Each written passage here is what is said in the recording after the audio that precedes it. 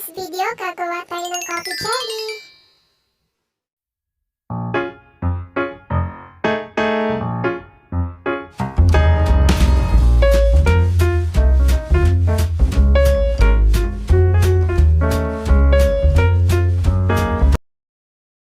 Pwede nyo dagdagan yung kape at asukal, depende sa panlasa nyo.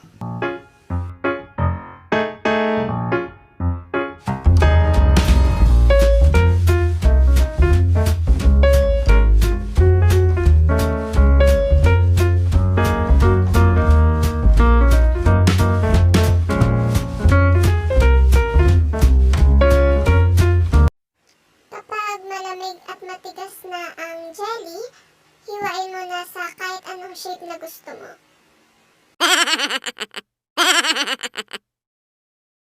Katapos hiwain, ilagay sa isang malinis na lalagyan. Ilagay na ang Alaska evaporada.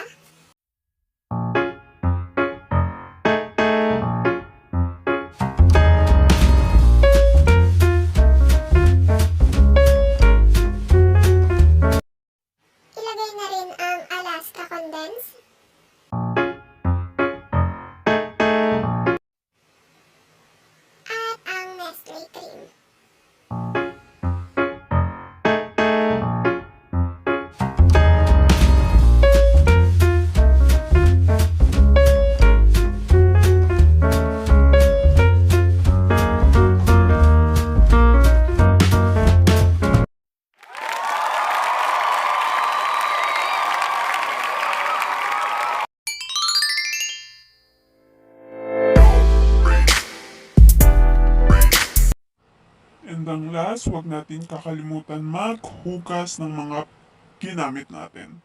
Bye!